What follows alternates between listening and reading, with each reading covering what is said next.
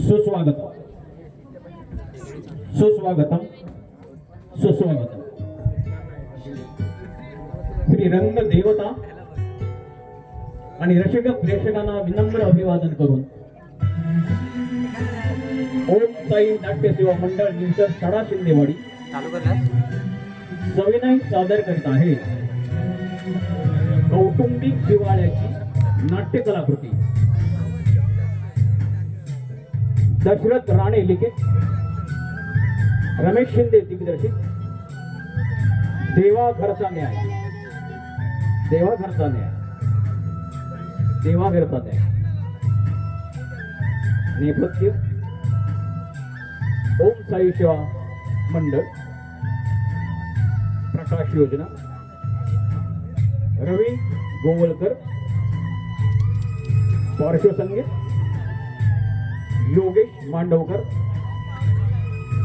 आणि आता आपण सर्वांनी जी नांदी ऐकले हे गाणारे कोरस उमेश शिंदे, मधुरा शिंदे, साहिल शिंदे आणि सहकारी रंगभूषण संतोष चंद्रकांत शिंदे. अध्यक्ष सुरेश जयराम शिंदे, उदय शिंदे. सचिव अविनाश शिंदे, मोहन शिंदे. सल्लागार ओम साई, सहाय्यक ओम साई सेवा मित्र मंडळ. सल्लागार श्री रमाकांत शिंदे, चंद्रकांत शिंदे, दिलीप शिंदे, विजय शिंदे. सूत्रधार विशाल रमाकांत शिंदे. ओम साई सेवा नाट्य मंडळ निवसर सडा शिंदेवाडी सविनय सादर करत आहे कौटुंबिक जिव्हाळ्याची नाट्य कलाकृती. दशरथ राणे लिखित, रमेश शिंदे दिग्दर्शित देवा घरचा न्याय. देवा घरचा न्याय. देवा घरचा न्याय. हा घेणारे कलाकार पप्पाजी नंदकुमार शिंदे, भुजंग विकास शिंदे, मेघनाथ अभिषेक शिंदे, विलास रुपेश शिंदे, गणेश दुर्गेश शिंदे, विक्रांत गणेश शिंदे, बाबल्या शरद शिंदे, वासू आदित्य शिंदे आणि सुरेखा कुमारी सुरेखा नाचरेकर. ओम साई सेवा मंडळ निवसर सडा शिंदेवाडी सविनय सादर करत आहे देवा घरचा न्याय. देवा घरचा न्याय. देवा घरचा न्याय. फ्रेम टू फ्रेम येते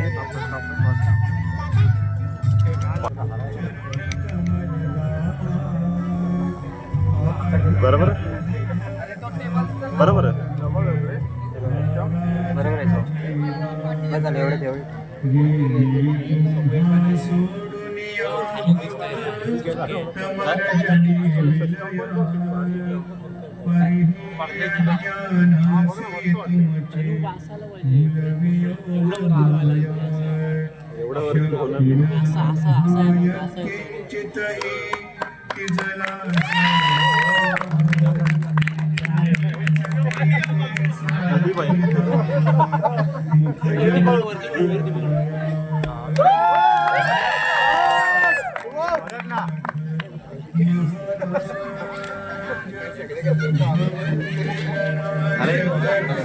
काय करतो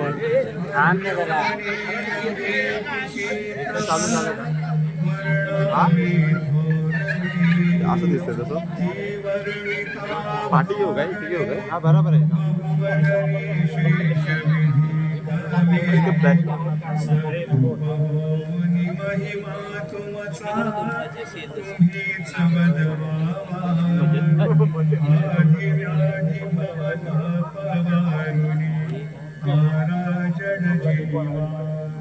इथून का घेऊन येता त्याला फ्लॅश खाली घेतलं की ते वरचं काय होईल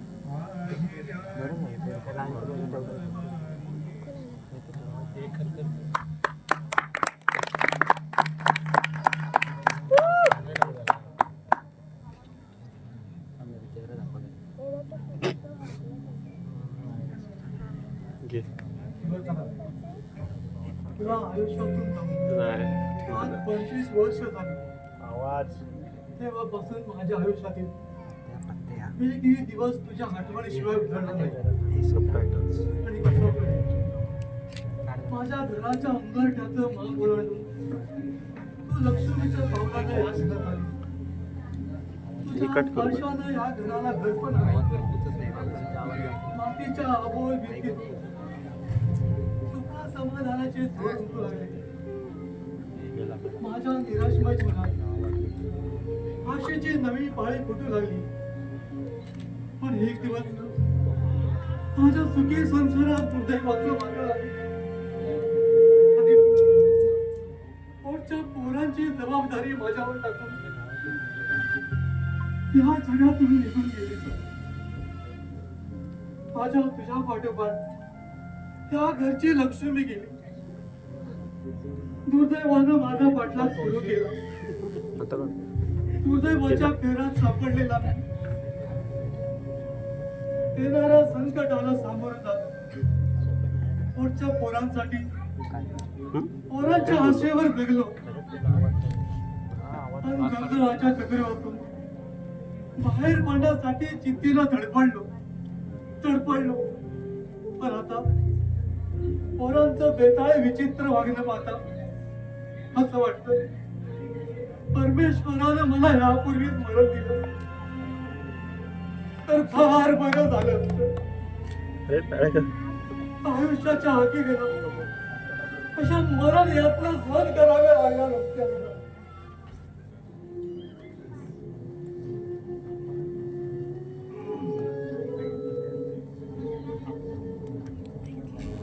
हे काय पप्पा तुम्हाला बरं वाटत नसताना बाहेर कशाला आला तू आज इथे कमरेवरची भांडी ठेवली तुला किती वेळा सांगितलं की अशी दोन दोन भांड्याने पाणी आणत जाऊ नको पण तू माझं काय ऐकतच नाही जा बघू. बरं आली असते का ते?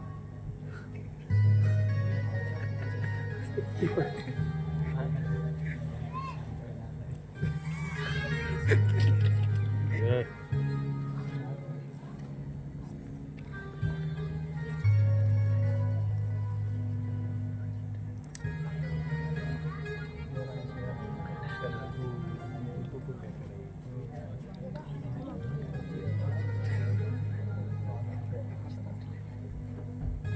पप्पा आधी आज चला पाहू जरा कुठे अंगातला ताप कमी नाही झाला तर लगेच आला उघड्यावर बसायला एकटाच जागेवर बसून कंटाळा आला.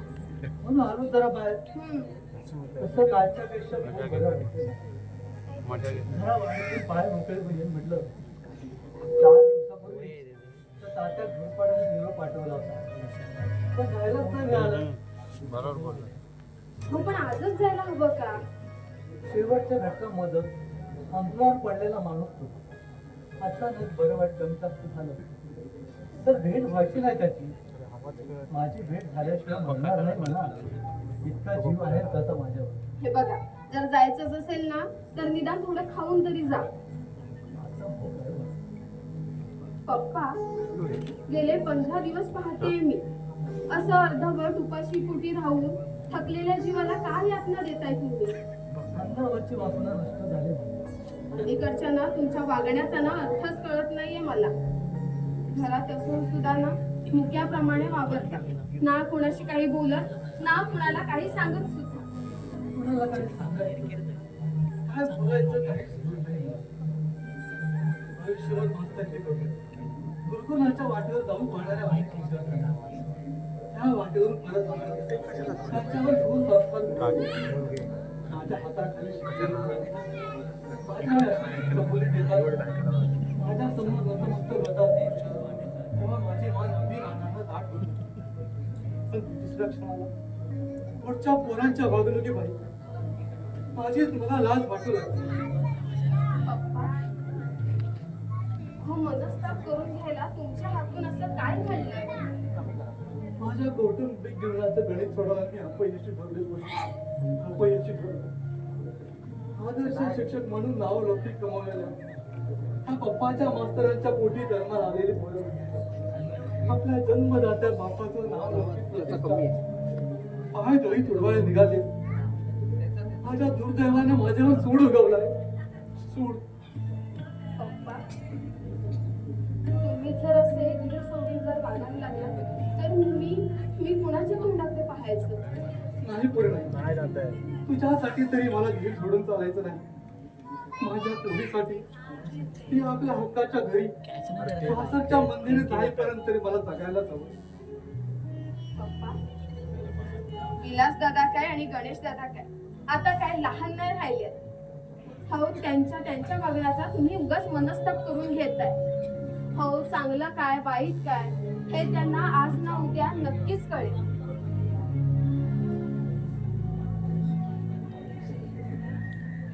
माझे तुझं मनाभागचं घडलं तर दुधात साखर पडल्यासारखं होईल. पण पोरांच्या वागण्यात फरक पडला नाही तर रातभर अवघड दिवस काढलेल्या ह्या पप्पाजी मास्तरांच्या जन्माला आलेली पोरं पंचक्रोशीत नाव लागली म्हणून इब्रत बसलेलं ह्या पप्पाजी मास्तरांच्या घराच्या भिंतीला देहगुरूचे तडे जातात. नाही पप्पा हो आपल्या घराच्या प्रतिष्ठेला ना कलंक लागण्याचं बघण्याचं धाडस आपल्या कुलस्वामिनीला होणार नाही. आपल्या पूर्वजांची पुण्याई आपल्याला या दुर्दैवाच्या चक्रव्यूहातून नक्कीच सही सलामत बाहेर काढेल. पुढे काय घडणार आहे कुणी सांगावं? कुणाच्या नशिबात काय लिहिलं ते जाणण्याची शक्ती माणसाच्या होती. तर पावली माणुसकी सोडवणाऱ्या माणसांना देवालाही नात्याच्या डोंगरीत उडवलं असतं. म्हणून माणसाला आपलं भवितव्य जाणता येत नाही. पण संकटाच्या वेळी तरी माणूस देवाचं नाव घेतो. अप्पाजी काय म्हणजे नाव म्हटल्यासारखं तुमचा बोललाच नसता. अप्पाजीनू जल्ला एखाद्याचा मोर होता तुम्हाला ठाव आहे. बसा बसा सांगताय. अप्पाजीनू या उभ्या गावातली बायका पोरं रांडेची मग करीता नारायण म्हणतात.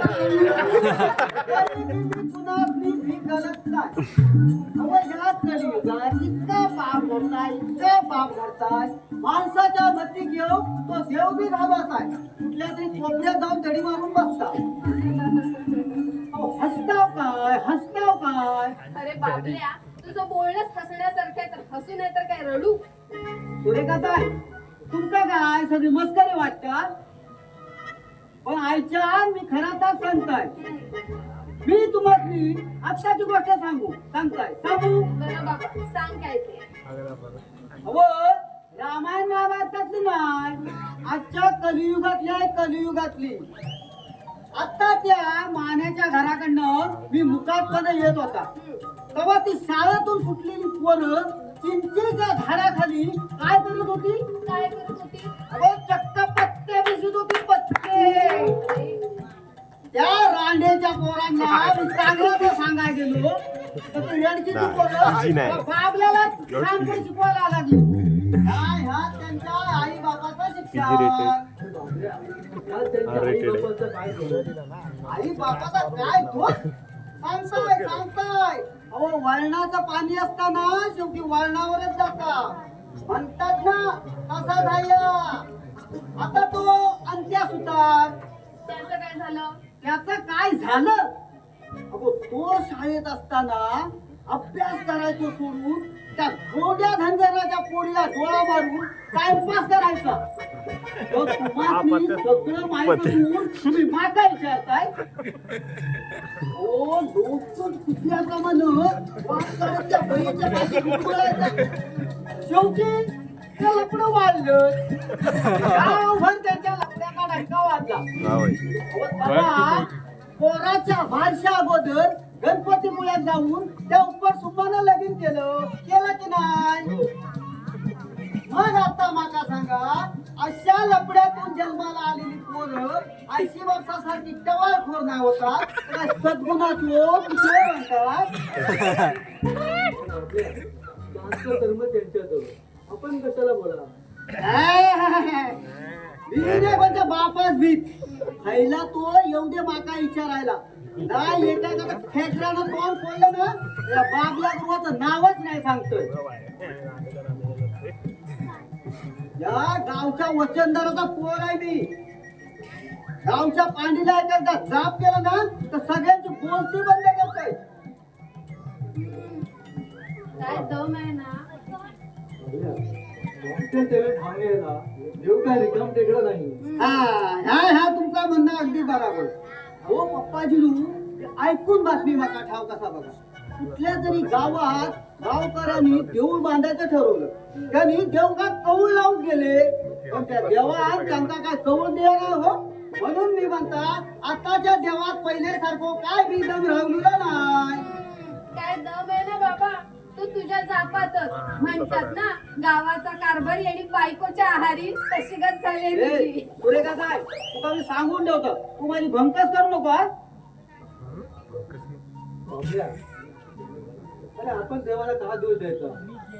आजकाल पवित्र गाभाऱ्यात सगळा भ्रष्टाचार चालत असताना आपण देव, आपला देव तरी कसा करून देईल? ह्या म्हणणं तुमचा खरा आहे बघा. अहो माणसाला इतका मात चाललाय, त्याचा विचार देवानं नाही करायचा तर कुणी करायचा? अहो बघावं तिकडं मानकऱ्यांच्या पुढाऱ्यांच्या पार्ट्या होतात देवळात.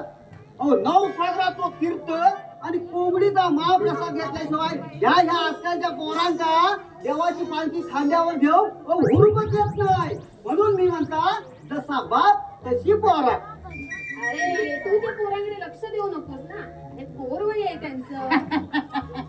काय म्हणे पोरवय आहे? मग पप्पाजीनू, अहो ह्या एका कांट्याचं आता लगीन लावून द्या आणि मग बघा या रणकीच्या पोरांचं पोरवय कुठं उड्या मारत.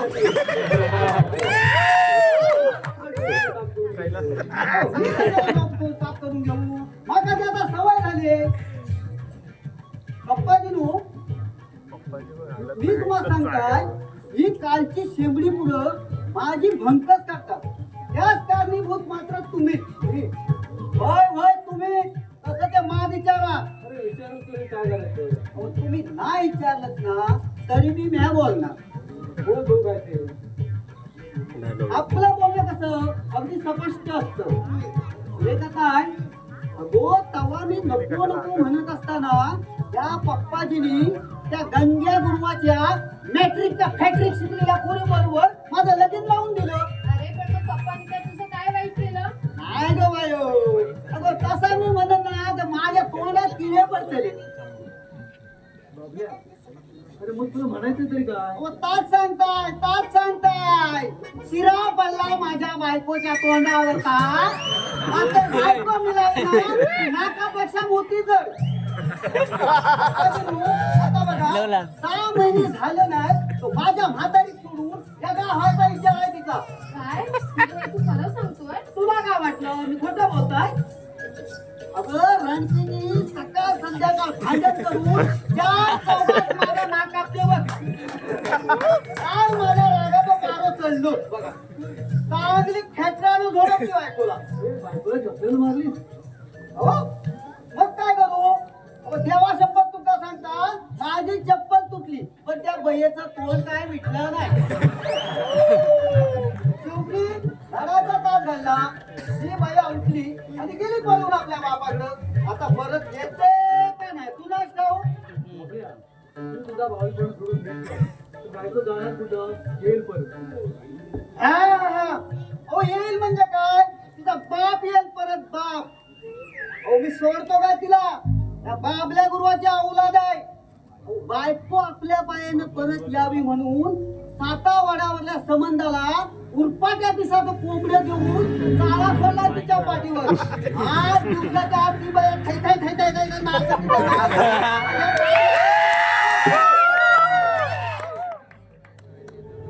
म्हणजे आता तू हेच सगळं सांगायला लागतस की काय इथे? मारी असा होता बघा. हा माझा फाटका तोंड एकदा बोलायला लागला की ताकदीच्या हाय बोलायचे ते बोलून जाते. हो मी आलो होतो त्या तात्या घोरपट्यांचा निरोप सांगू. बरं आठवण दिली. मी पण तिकडेच जाणार निघालो. आम्ही जाऊन येतो. आपल्याला थांब दोन.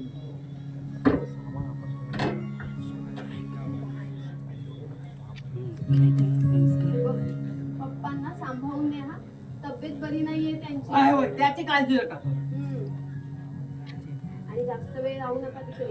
लवकर या, त्यांना आराम करायचंय.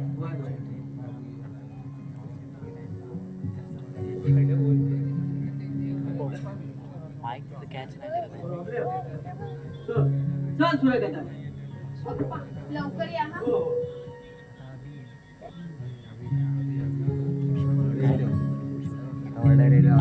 कोण आहे हिरो येणार आहे. काय हे फुल तनु फुल तोडलं नाही. तुझं नाही झालं?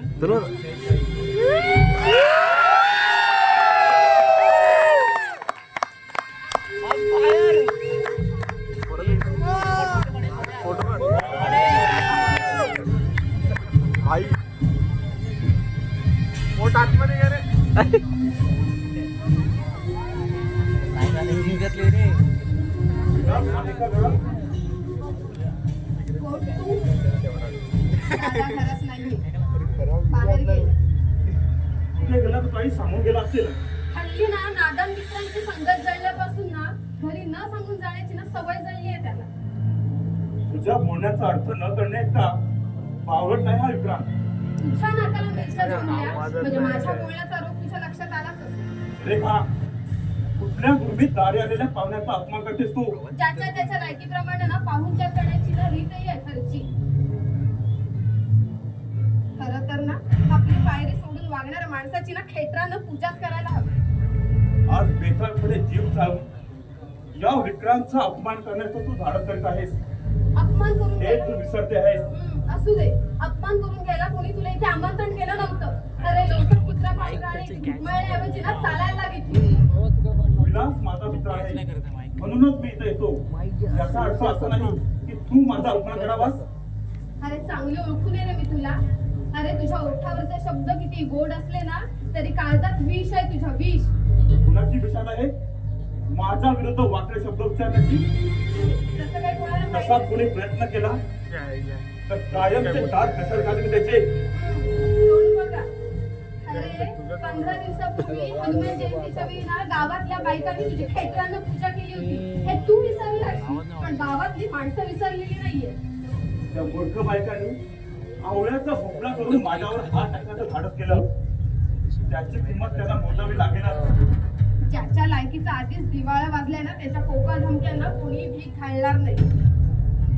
अरे दादाला दारूचं जुगाराचं व्यसन लावलं आणि आमच्या सुखी संसारात ना विघ्न निर्माण करणारा ना पापी माणूस आहेस तू.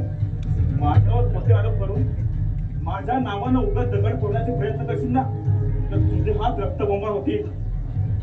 एका आदर्श शिक्षकाच्या पोटी जन्म घेतलेल्या विलासला काही मी शकण्याची गरज नाही.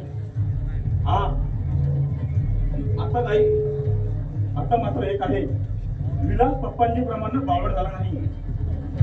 उभ्या आयुष्यात पप्पांजींना दारूचा वास सुद्धा सहन झाला नाही. मात्र त्यांच्या पोटी जन्म घेतलेल्या विलासचा घास मात्र दारूच्या थेंबाशिवाय खाली उतरत नाही. हे बघ आता एकही शब्द न बोलताना चालायला लाग इथून. तुझ्या थोबड्याकडे बदल इतका रिकाम टेका नाही मी. माझा इशारा नीट लक्षात ठेव सुरेखा. संधी मिळाली तर ठोकर घालवणार नाही. आता विलासला सांगूनच तुझी घुमेड तुला बोलतो. अरे तुझ्यासारख्या नीच आणि नालायक माणसाच्या आतून दुसरं चांगलं कोणतं काम करणार आहेस? अरे दुसऱ्याच्या काडीने तिसऱ्याच्या घराला आग लावण्याशिवाय दुसरं काय होणार आहे तुझं? सुरेखा, हे बघ, हात सोड माझा. नीट लक्षात ठेव, विक्रांत म्हणतात मला. अरे दुसऱ्याच्या घरात ना आग लावणाऱ्यांना का सरपस का तोंड्या? बरोबर बोललीस. या नागाच्या शेपटीवर पाय देऊन त्याच्या मनातली सुधारलेला तू जागा केला आहेस. आता हा नाग तुला दंश केल्याशिवाय राहणार नाही. अरे जा रे जा. ही ओळख पटली तर माझी. मला कुणाच्या ओळखीची गरज नाही. अरे तुला नसली तरी मला आहे ना. सावकाराचा बेटा आहेस ना तू. तुझं पूर्ण कळतंय मला. एक दिवस त्याचाही जाब दे. विक्रांत, जरा बाजूला हो. खाऊ दे मला. माझी माणसं काल संध्याकाळी विलासला बरोबर घेऊन गावच्या विषयात कुणाला शिवाय दिल्यास? तुला मला विचारणारा उर्मटपणे बोलशील तर जीव उठून हातात देईन तुझ्या. सरळ कोणी सळ सोडून पाहत नाही तर काय रे कोंबडीचं खून कुणाला देतोयस? कोंबडीप्रमाणे मान मुरगळून ठेवीन. अरे एवढी सावकारीची अवलाद तुझी, मग सुताराच्या म्हातारीची कोंबडी का चोरलीस?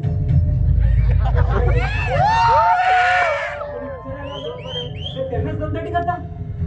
हे बघ जाऊ दे मी. अरे तू कशाला त्याच्या नादाला लागतोयस? घरात कोणी नाही.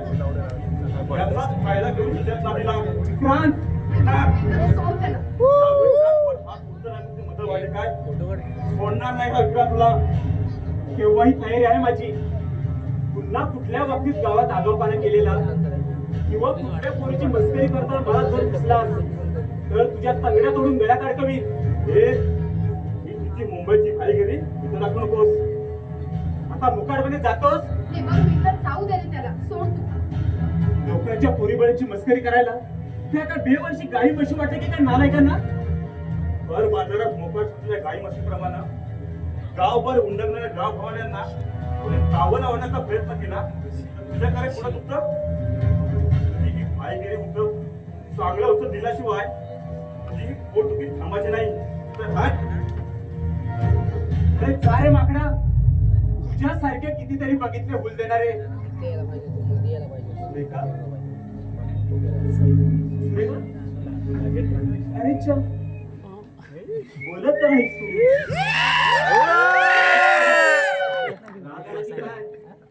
जागा दे रे बसायला. तुला कुठे कोणाच्या मुंबईहून 4 दिवस झाले आणि इथे यायला आज सवड मिळाली.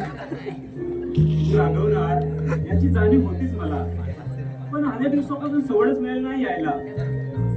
3 दिवस आनंदरावांबरोबर तालुक्याला तुम्ही भुजंगरावांची आणि त्यांची केस आहे ना कोर्टात. नाहीतर तुला भेटायला आल्याशिवाय राहिलो असतो काय?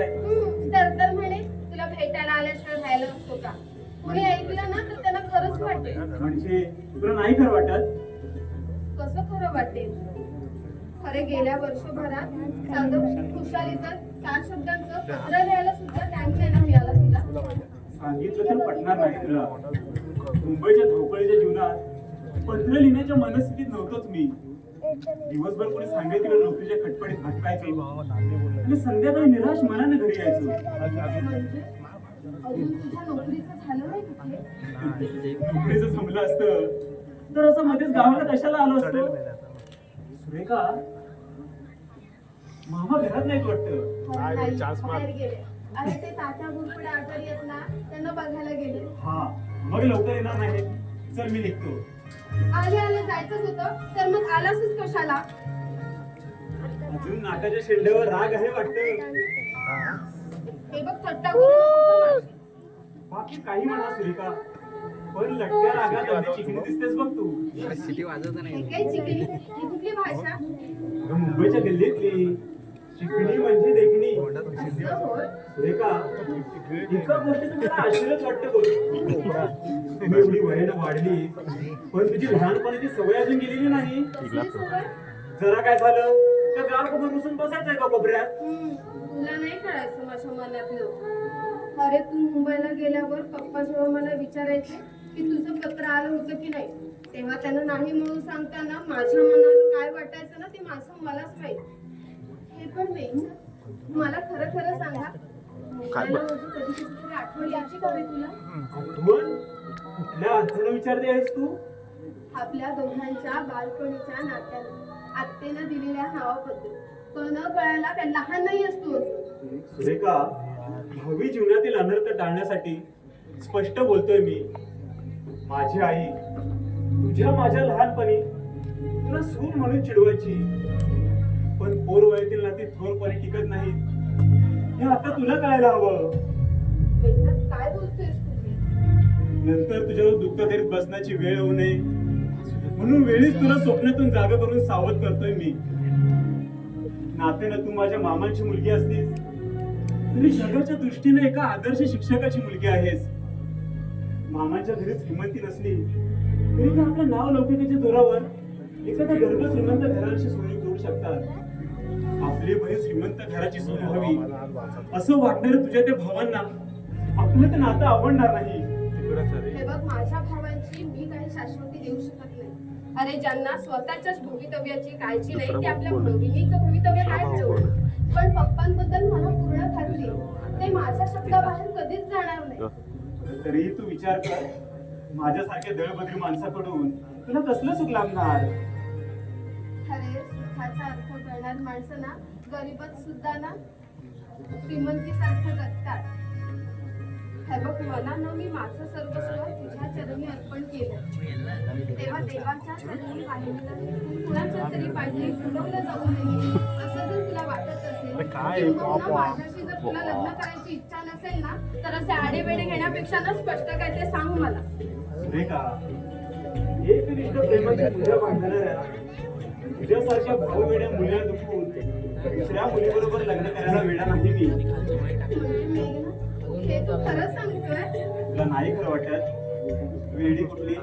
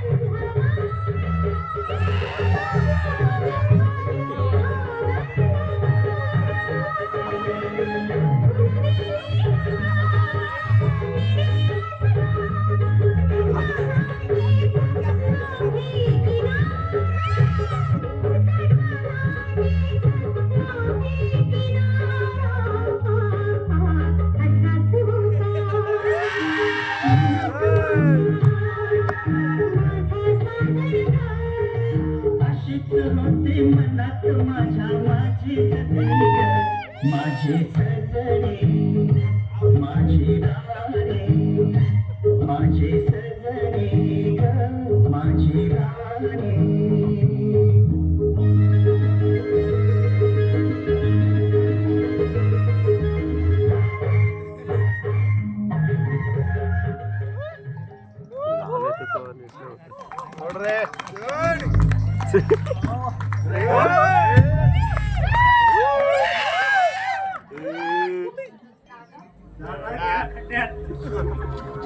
तू काय चालवायच्या घरात? क्षणापूर्वी दूर दूर बोल जोडलीस, आता काय दात केली बसली तुझी? काय चुकलो?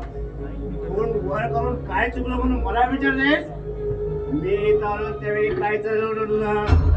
दादा, तुझा काहीतरी गैरसमज झालाय. अवघड बोलू ठेवले तुला. पित असलो तरी माझे डोळे कान बुडलेले नाहीये.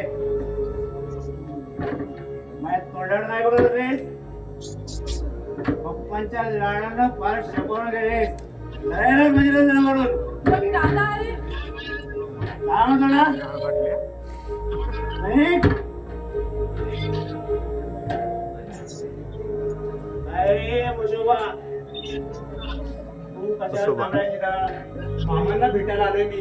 हे मामाच्या बाच्या मला बोट मामा समजून बोलू नकोस. आणि निमित्त मामांना भेटायला आणि डोळा मामाच्या पोळीवर मी काय सांगतो ते नीट आहे. पप्पा काही म्हणाले तरी तुझ्यासारख्या दडबडी माणसाबरोबर सुरेखाचं लग्न लावून द्यायला मी तयार होणार नाही. आणि सुरेखा काही लुळी पकडली की आधी नाही समजलं विलास. आगाऊपणा करायला असेल तर नात्या भोवताचा विचार न करता चांगले एवढे गोंडे रेन कशात आहेस म्हणून मुकड्यानं ऐकून घेतोय. अरे तुझे हे शब्द मामांना कळले तर तर आहे. अरे आकाश कोसळणार आहे की धरती दुभंगणार आहे. अरे कळतंय काय तुझ्या हवामानाला? आदर्श शिक्षक म्हणून जगात नावलौकिकाचा डंका वाजत असला तरी तुमच्या कोणाची पर्वा करू त्यांना. तुझ्याशी बोलण्यात काही अर्थच नाही. मामा आल्यावरतीच येईल. अरे अरे मोठा मामाचा पाता दळवली एखादा सुरेखा हे सुरेखा आधी पुढे पुढे हे म्हणतो ना मेघना झाला होता इथं. काय बोलेल त्याला? मी कुठे काय बोलली? उलट तो पप्पांना भेटायला आला होता. पप्पांना बी तुला भेटायला आला होता. पप्पा घरात कोणी पुरुष माणूस नसताना ह्या उघड सभेवर गुलगुल गोष्टी करायला घरच्या रीतिरिवाचा विसर पडले काय तुला? दादा आणि मी जर मेघनाथ बरोबर बोलले तर त्यात बिघडलं कुठे? आणि तो कुठे परकाय का आपल्यासाठी? तर कोण घरचा बाई आहे? आमचा आदेव असला तरी दळबद्री एखादा त्याच्या बरोबर जास्त जवळी केलेली मला आवडणार नाही. या पुढं माझ्या शब्दाबाहेर राहशील तर तू आहेस आणि मी समजलं? ए सायलेंट पुढं. घरी आलेल्या माझ्या मित्राचा शान मान तडा करून शानपण करण्याचं स्थान पण कोणी सुधारलं मी कुणाचा अपमान केला? नाही तर हो मग त्या विक्रांसारख्या नालायक माणसाची पंचायतीने त्यांनी आरती करायला हवी होती. सुरेखा विक्रांत कसाही असला तरी माझा जीवलग मित्र आहे तो. त्याला कोणी काही बोललेलं मला आवडणार नाही. घरातल्या माणसांना माझी पर्वा वाटत नसली तरी माझे मित्र माझ्या भल्याची काळजी घेतात. काल विक्रांतनं माझ्यासाठी 1000 रुपये खर्च केले. त्या 1000 रुपयाची तुला दारूच पाजली असेल त्याने. दारू नाही पिणार तर काय सध्याच्या पूजेचं तिरट घेणार शहाणे कुठे?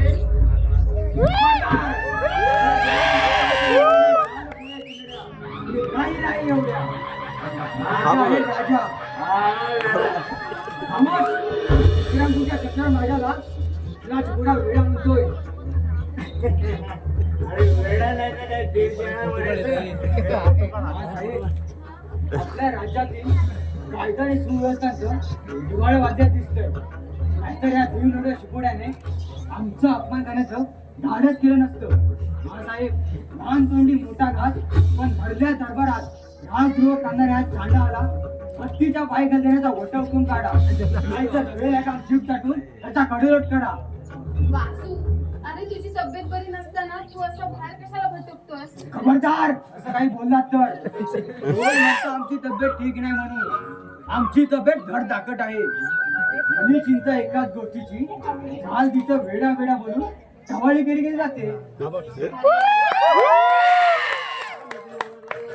वेड्याला वेडा नाही म्हणणार तर काय म्हणणार, वेड्याला काय आणखी शिंग असतात? खामोश. प्रधानजी, वेळ हजर झाला, बरं झालं. बघताय की आमच्या तोंडाकडे या ही तलवार आणि आमचा अपमान काय राज करण्याची मान. आपण आपल्या रागाला आवर घालावा. या राजकन्याच्या हातून काही आगळीक घडत असेल तर त्याबद्दल मी आपली क्षमा मागतो महाराज. चूक बघा तुम्ही क्षमा मागायला. तुमची काय ती रिमोट कंट्रोल आहे का? ती काय बोलली ते तुम्हाला न ऐकायला तुमच्या कानात ती डोकं. महाराज, आता तुम्ही असं करा. कसं करू?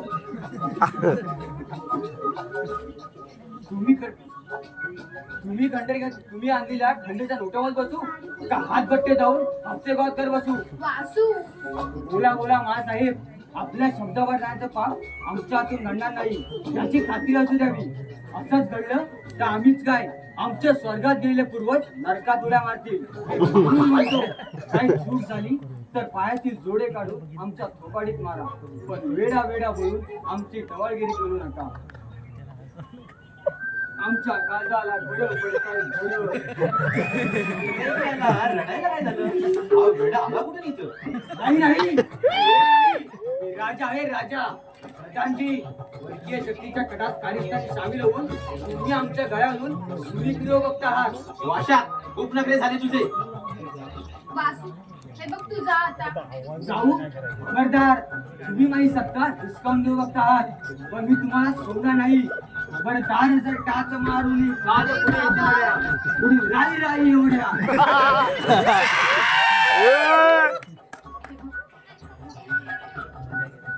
याला ना घरी नेऊन सोड. अरे बोलून तो काही ऐकणार नाही. अरे याची अशी अवस्था झाल्यापासून ना याची माणसं तर याच्या मरणाचीच वाट पाहत आहे. अरे वासूची बरोबर त्याच्या घरच्या माणसं नाही तरी कुठं. बदतमीज, खाल्ल्या अन्नाची आणि प्यायल्या विस्कीची देव आणि तुम्ही असा अपमान करत आहात. लक्षात ठेवा, हा विक्रम तुमचा चक्र माझा हे सावध नाही. एकेकाच्या नदीचा जोड घेऊन काय चालवणार? भाषा हे सेनापती, हा विक्रम तुमच्या चक्रवाजाला नावाने हात मारताना तुमची जीभ कशी घेऊन पडत नाही? या प्रत्येक दगाबाजीमुळे आम्ही आमचं राज्य घालवलं. म्हणून का आमच्या राज्यातील या कुत्र्या मांजरांनी आमची थट्टा करावी? अरे विक्रम धूरच्या चक्रम राजा, अरे हा तुझी धूर कशा. आता याला इथून कसा घालवायचा? हे काय पण कर, पण याला घालव इथून. सुचली युक्ती. महाराज हात झाला. काय झालं? आपल्या राजावर दुश्मनानं स्वारी केली. आपल्या राज्यात दुश्मनी स्वारी केली? होय महाराज. प्रधानजी, हेच संकट असताना तुम्ही इथे कधी झकमारी करताय? तुला पळताबुडी करू. बोला हर हर महादेव, हर हर महादेव, हर हर महादेव.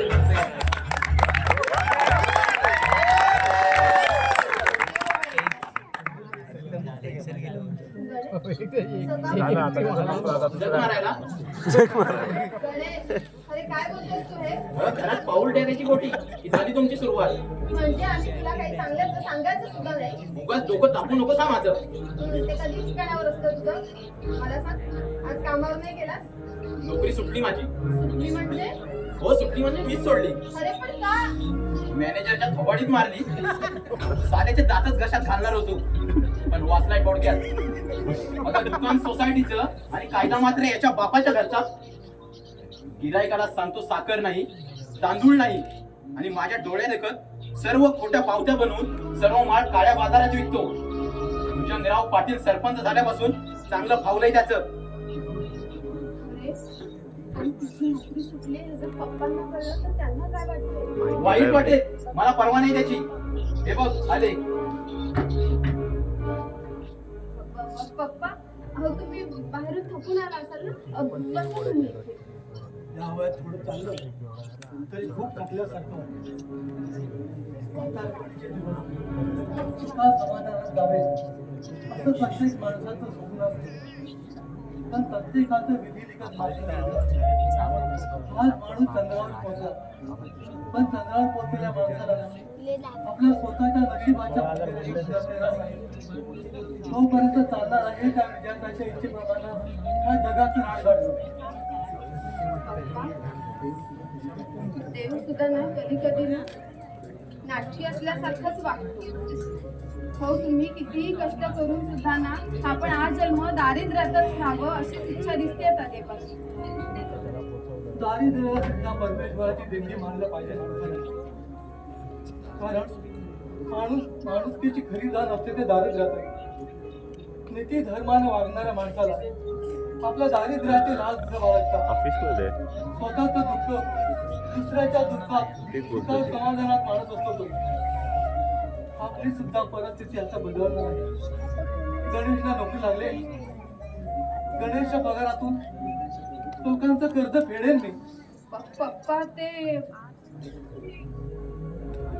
काय झालं सुरेखा? पप्पा हो, गणेशने नोकरी सोडलं नाही. गणेशने नोकरी सोडली? मला वाटलंच होतं तो नोकरीवर टिकणार नाही म्हणून. पण दुःख नोकरी गेल्याचं नाही. मी कुलकर्णी दिलेल्या त्या शब्दाचा त्यांना मोह लागला नाही याचाच वाईट वाटतंय मला. आता कोणाच्या जीवावरती कर्जदारांना तोंड देऊ मी? पोरांच्या अशा विचित्र वागणुकीपायी माझे डोळे कायमचे मिटले असते तर फार बरं झालं. पप्पा हो, असं बोलू नका हो. बोलू नको तर काय करू? तुम्हीला 7 वर्षाचा, तू 3 वर्षाची आणि गणेश अवघ्या वर्षाचा असताना तुमची आई हे जग सोडून गेली. माझ्यावर दुःखाचा डोंगर कोसळला. पण तुम्हा निष्पाप निष्कलंक पोरांच्या चेहऱ्याकडे पाहून स्वतःला सावरलं. पोटातलं दुःख ओठावर येऊ दिलं नाही मी. डोळ्यात तुमच्या वाती करून रात्रंदिवस कष्ट केले. माझ्या पोटातल्या डोळ्यातून गळणारी कडक आसू पिऊन विझवली मी. पण तुम्हा पोरांना कधी उपाशी पोटी राहू दिलं नाही. कशासाठी केलं मी? कुणाच्या आशेवर केलं? माझ्या मनाचं एक सुंदर स्वप्न होतं. पुढची पोरं उद्या शिकून मोठी झाली कर्तबगार होती. माझ्या कष्टाचं चीज होईल. म्हातारपणीचे दिवस का समाधानात जातील. पण माझ्या पोराने माझ्या स्वप्नाची राग रांगोळी केली.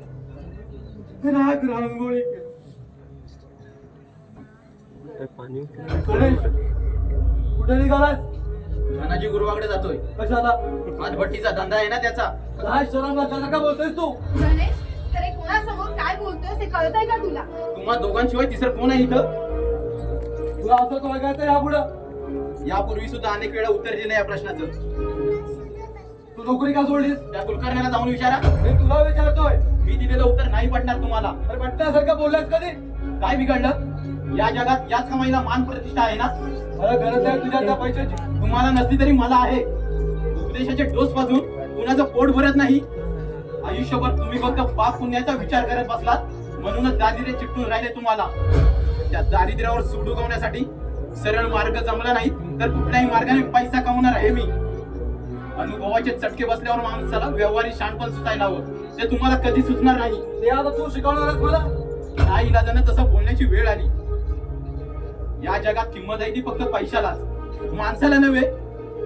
पैशाच्या जोरावर सर्व पापांवर पांघरून घालून ताटमानेनं मिरवता येतं या जगात माणसाला.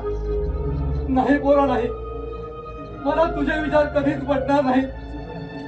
इमाने इतबारे नीती धर्माने 4 पैसे कमावलेस तर लाखाचं सुख मानेल मी त्यात. तुमच्या मनाच्या समाधानानं कुणाच्या पोटाची आग विझणार नाही. त्यासाठी हवा असतो पैसा, पैसा, गणेश, पैसा. गणेश, अरे. गणेश, रडा आता पोरांच्या नावानं. आजवर ज्याचे दाड करून त्याला दाडावर ठेवणार. आता शहाणपणा करून घरातून नाव लगे वाढवते तुमचा दाडका लेख. दादा, अरे काय बोलतोयस तू हे? मी काय बोलतोय ते चांगलंच कळतंय बाप्पांना, पण बोलणार नाही ते. हा बोलणार नाही. गणेश एक वेळ लहान म्हणून. हो, अजून लहानच आहे तो. मग डोक्यावर घेऊन नाचवा. माझ्या सुखाच्या प्रत्येक वेळेला 7 जन्माचे वैरी होऊन बघणार तुम्ही माझ्या बरोबर. दादा अरे दारूच्या नशेत ना वाटेल ते बोलू नको. वाटते ते बनवण्यात माझं डोकं फिरत नाही आहे. मी दारू का पितो याचा कधी विचार केला तुम्ही? नाही करणार. माझ्या सुखी संसाराची होळी पेटून आयुष्याचं वाटोळी केलं तुम्ही लोकांनी. तुमचा प्रत्येक शब्द शाप ठरला आणि त्याचे विष म्हणले विष. अरे कुठल्या भरमात बोलतोयस तू हे? तुम्हाला आठवतं एका लग्न समारंभात गीताची आणि माझी ओळख झाली. आम्ही दोघांनी एकमेकांना लग्नाचं वचन दिलं. पण तुम्ही विरोध केला आमच्या लग्नाला. मी विरोध केला का? कशासाठी? तुझ्यासारख्या व्यसनाच्या आहारी गेलेल्या मूर्खाला शाळपण सुचावं म्हणून? त्या पोरीच्या आयुष्याची वाट लावायची नव्हती मला. शेवटी तुमच्या इच्छेप्रमाणेच घडलं. अर्ध्या वाटेवर गीता या जगातून सोडून मला कायमची निघून गेली.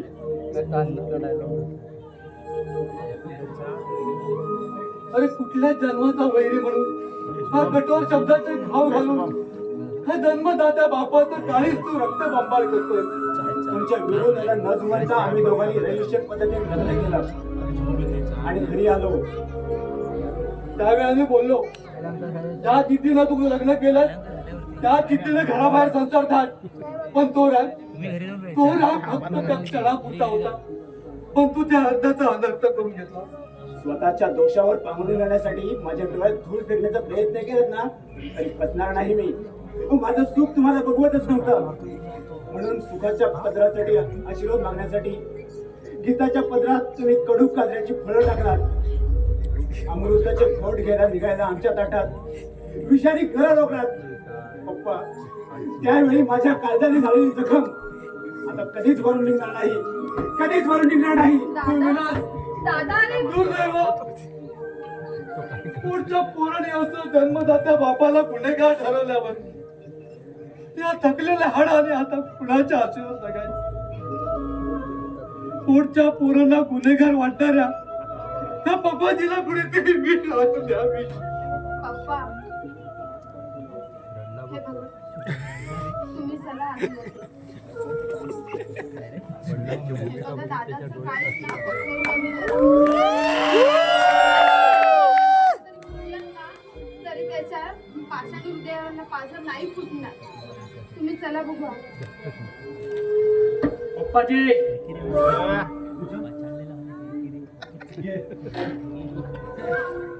आज मी तुमच्याकडे बसण्यासाठी नाही आलो, तुमच्या कृत्याचा जाब विचारायला आहे. जाब विचारायला? असा कुठला गुन्हा घडला माझ्या हातून? आजवर आम्ही तुमच्यावर विश्वास ठेवला तो आमचाच गुन्हा ठरला. गुन्हेगार तुम्ही नव्हे आम्ही आहोत. पप्पाजी आजपर्यंत भोळ्या शंकराचा अवतार धारण करून लोकांकडून तुम्ही मान सन्मान मिळवलात. पण आता ब्रह्माचा भोपळा फुटलाय. तुझ्या बोलण्याचा अर्थ कळला नाही मला. तुला काय बोलायचं आहे ते स्पष्ट बोल. आणखी काय स्पष्ट बोलायचं? आमच्या विरुद्ध गावात खोट्या नाट्या आपाप करून आमची निंदानस्ती करून आम्हाला बदनाम करण्याचा विडा उचलला तुम्ही पप्पा. ने रेशनिंगच्या दुकानात कालाबाजार करतो. ग्रामपंचायत कारभारातील खोटे बिल बनवून गावच्या विकासाचे पैसे घसरत घालतो. असं कोण म्हणाला? कोण म्हणाला? तो तुमचा कारत्या गण्या. माझ्या नावाचा डंका वाजवतो गावात. धनाजी गुरुवाच्या दारूच्या धंद्यात आणि आमची भागीदारी आहे. अरे 4 पैसे तू कमवतोस, आजूबाजूच्या गावातील लोक तुझ्या शब्दाला मान देतात. हेच बघवत नाही ह्या लोकांना. स्वतः जन्माची दळी आणि दुसऱ्याने तसं राहावं असं वाटत असेल त्यांना. नाही विक्रांत, दुसऱ्याचं वाईट व्हावं असा विचार या पप्पाजीच्या मनात चुकून येणार नाही. आणि तशी मला परमेश्वराने बुद्धीही देऊ नये. तुमची इच्छा करून चुकली आम्हाला. माझ्यासारख्या प्रतिष्ठित माणसाला नालायक करून बघण्याचा तुमचा डाव हाणून पाडेन मी. तुमच्या अशा इच्छेमध्ये तुम्ही आयुष्यभर भिकारी राहिला. पैसा हे सर्वस्व मानणाऱ्या माणसाच्या नजरेतून मी भिकारीच आहे. आता आणखीनच भिकारी व्हावं लागणार तुम्हाला. करता करवी त्या परमेश्वराची तशी इच्छा असेल तर त्याला मी माणूस म्हणून तरी काय करणार? इच्छा परमेश्वराची नाही, या भुजंगराव पाटलाची आहे.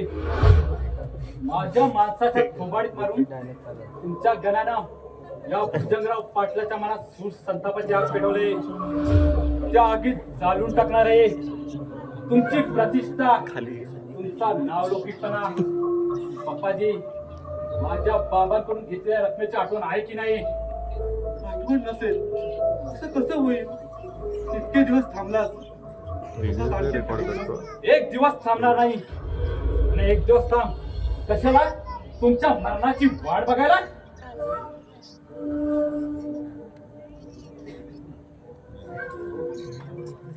हो, म्हणजे ह्यांच्या बरोबर पैसा ही मूठमध्ये द्यायला मोकळी. पप्पाजी, या पुढे माझ्या पायावर डोका आपण जीव दिला तरी कर्जाच्या बाबतीत मला तुमची अजिबात दया येणार नाही. बरोबर आहे. उभ्या गावात लांडी लबाडी करून गोर गरिबांच्या आडल्या परिस्थितीचा फायदा उठवून त्यांच्या माना मुरगळलेले राक्षस रूपी गाव गुंडे तुम्हाला कशी आठवणार दया माया? मेघनाथ, बेंबीच्या देठापासून ओरडलास तरी घाबरणार नाही मी. मामा, काय झालं? बोलत का नाही तुम्ही? दात खेळी बसले असं त्यांचे. पुन्हा जर हे शब्द उच्चारलेस ना तर तुझी दात खेळी जागेवर राहणार नाही. आमच्या व्यवहारात नाक खुपसण्याचा प्रयत्न करशील तर त्याचे परिणाम चांगले होणार नाहीत. मेघनाथ, तू काही बोलू नकोस. तुमच्या डोळ्यात पाणी येणे इतपत काय घडलंय ते कळायला हवं मला. त्यांची दातकडे उडत नसेल तर मीच सांगतो. विलासच्या बायकोच्या आजारपणात पप्पाजीनं माझ्या बाबांकडून कर्ज घेतलं होतं. ते पैसे मला परत हवेत. किती दिवसांच्या मुदतीत? मुदत वेळ काही नाही. आतापर्यंत थांबलो तीच मेहरबानी समजा. जग एखाद्याच्या परिस्थितीचा फायदा उठवण्यात माणुसकी नाही. हा माणूस असं प्रश्न नाही, हा सरळ व्यवहार आहे, व्यवहार. अशा व्यवहारात कोणाची फायबिडा ठेवत गेलो तर मला भिकेची झोली घ्यावी लागेल. भुजंग, माणुसकी पायदळी तुडवणे इतपत कसे जंगली जनावरांप्रमाणे वागता आहात रे तुम्ही? ऐक भुजंग, जंगली जनावर म्हणण्या इतपत मधळवाडी यांची. आम्हाला जंगली जनावर म्हणणे इतका मात चाललाय काय? अशानं चरबी झडेल तुमची. पप्पाजी, हा तुमचा उन्मट भाचा या भुजंगराव पाटलाचा अपमान करण्याचा धाडस करून पाहतोय. बेलगाम चालणाऱ्या त्याच्या जिभेला वेळीचा वर घालायला समज द्या, नाहीतर गावात दिवस काढणं कठीण जाईल त्याला. भुजंग, ही धमकी दुसऱ्या कुणालाही दे. माझ्या वाटेला जायचं धाडस करू नकोस. असं काय? भुजंगराव पाटील म्हणतात मला. माझ्या वाटेत आडवा येऊन तेडीबाद करायला मी सरळ जगू देत नाही. भुजंग, अरे वाटेत उभं राहून हाडं चगळणारी तुमच्यासारखी कुत्री भुंकण्या पलीकडे काही करू शकत नाही. हे गुंफणारे कुत्रे नव्हे, विषारी साप आहे, साप. तुझ्यासारखा गावड्याला डोस केल्याशिवाय राहणार नाही. हे बुक्कड, अरे विषारी सापाचे दात कसे पाडावे ते गारुड्याला माहित असतं. आरामखोर, खरं खरं सांग, मी गावात गुंडगिरी करतो अशी माझ्या नावाची खोटी तक्रार कोणी केली रे पोलीस स्टेशनला? आम्हाला काय माहित? सोड माझं. अरे, सोड त्याला. हे गाव गुंड असे कबूल व्हायचे नाही. खऱ्या खोट्याची शहानिशा करायला दत्ताला सदर करतो. तो दत्त याचा साथीदार बनलाय काय? पप्पाजी, हा तुमच्या उर्मट पोरानं आता उघड उघड वर पत्करलं माझ्याशी. त्याचा बंदोबस्त करायला मला वेळ लागणार नाही. विक्रांत, क्षणभर इथं थांबण्याची माझी इच्छा नाही. चल. तुम्हाला इथं थांबायला तुमच्या हातात कोणी नारेशिवाय ठेवलं नाही. आता कळलेच ते. पप्पाजी, माझ्या 2 दिवसात माझ्या रकमेची परतफेड केली नाही तर आजच्या झालेल्या अपमानाचा बदला घेण्यासाठी तुम्हाला लोकांच्या दारोदारी भीक मागायला लावेन मी. चल विक्रांत. हा वेळा पोरांचं बोलणं तू मला हे वेळी पोरं नाहीत, फार शाळे झाले आहेत. तुमच्या प्रमाणात 150 मात्र नाहीत. मुंबईला जाऊन आल्यापासून तुझी जीभ जास्तच वळवायला लागले. मुंबईच्या भाईगिरीचं पाणी लागलं वाटतं. भाईगिरी उतरवायला फार वेळ लागणार नाही. असं आता अधिक शोभा करून घ्यायची नसेल तर चालते वा इथून. ठीक आहे, या अपमानाचा जाब तुम्हाला द्यावाच लागेल पप्पाजी. माझ्यावर दया कर तुझ्या. मोठ्या मनानं ह्या पोरांचं बोलणं मला विकतो. मी पाय धरतो तुझे. मामा, कुणाची पाय धरतात तुम्ही? आधी जाणून बुजून लाग मारायची, मागावून हात जोडायचे ही रीत आहे तुमच्या घराण्याची. आता माझ्या निर्णयात बदल व्हायचा नाही. चल विक्रांत.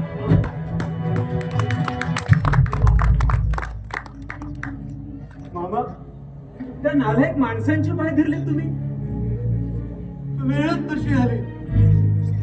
अडल्या वेळेला एक नाथाने ना गाढवाचे पाय धरले आणि मी माणसाचे पाय धरले तर काय मिळेल?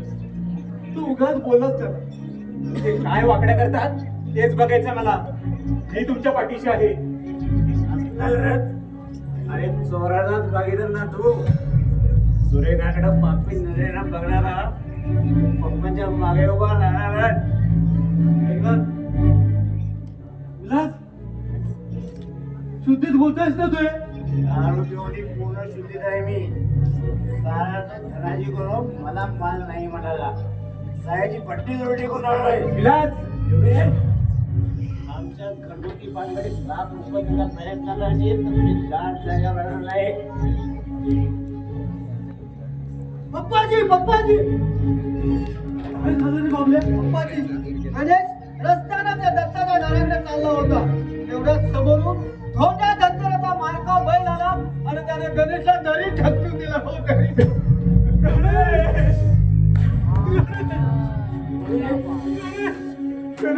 हेच तुमच्या कर्माची फळ. आयुष्यात स्वतः कधी सुखी झालं नाही आणि कोणालाही सुखी होऊ देणार नाही. विलास,